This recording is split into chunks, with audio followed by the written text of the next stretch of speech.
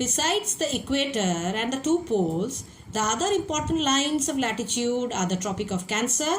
The Tropic of Cancer is 23.5 degree north. The Tropic of Capricorn, 23.5 degree south. The Arctic Circle, that is 66.5 degree north. And the Antarctic Circle, that is 66.5 degree south. Now, what are the different ways of determining the latitude of a place? Determination of latitude. The latitude of a place can be determined based on, number one, the angle of inclination of the sun in the sky. Looking at the angle of inclination of the sky, we will be able to find out what is the latitude of the place. Now, there are various ways. The first one is by a simple instrument which is called as a sextant. A simple instrument which is called as a sextant.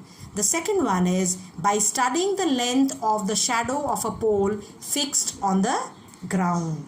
By studying the length of the shadow of a pole that is fixed on the ground, we will be able to determine the latitude of the place. And the third one is by determining by observing the pole star. This is the third method by which one can determine the latitude of the place. Now, let's see how by observing the sun in the sky, we will be able to find out the latitude which we occupy. The sun is overhead only in the tropical zone. Mind it, the sun is overhead only between the Tropic of Cancer and the Tropic of Capricorn. Between the Tropic of Cancer and the Tropic of Capricorn, even in the tropical zone at a particular place, the sun is overhead only on 1 or 2 days in a year. As the apparent migration of the sun takes place from the equator towards the northern hemisphere, each and every degree of latitude will be experiencing the vertical rays of the sun once, and as the sun reaches the Tropic of Cancer, it is one of the solstices that occur, and immediately after that the sun's apparent movement takes place towards the south. Now it is for the second time that the same lines of latitude which are present between the 0 degree and the 23.5 degree north will experience the vertical rays of the sun the second time, and that is why it is mentioned here that even in the tropical zone at a particular place, the sun is overhead only on 1 or 2 days in a year. On the other days, the sun appears in the northern or the southern part of the sky. When the sun is overhead on the equator, the sun is overhead at the equator on 2 dates particularly. These are called as the equinoxes. One is on 21st March. The second one is 23rd September.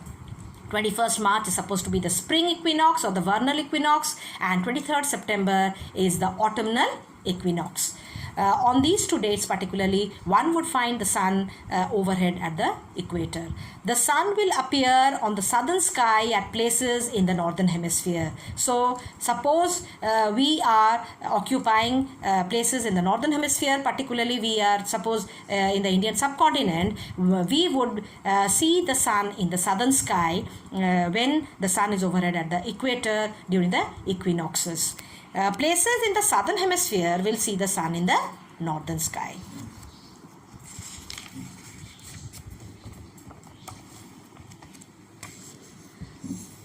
Beyond the tropical zone, places in the northern hemisphere will see the sun always in the southern sky, and places in the southern hemisphere will see the sun in the northern sky. Hence, while observing the angle of inclination of the sun, it is necessary to find out whether the sun was seen in the northern sky or in the southern sky. Now, these are some of the problems, children. Now, this is not in your syllabus, so we can cross out these problems. They are problems related to the calculation of latitude of a place. So we can cross them out. Problem number 1, problem number 2, problem number 3, problem number 4. So next we come to the other method of finding out, determining the latitude of the place is by measuring the length of the shadow of a pole. A pole fixed on the school playground, such as a flag staff or a goal post, cast a shadow on the ground. In the morning, the length of the shadow is long. The length of the shadow decreases gradually and reaches a minimum during noon when the sun is crossing the meridian at the station. In the afternoon, the length of the shadow starts increasing once again. When the sun is to the north of a station, the pole casts a shadow to the south. The ground around the pole should be free from building or other obstruction so as to enable the shadow to be observed and measured correctly.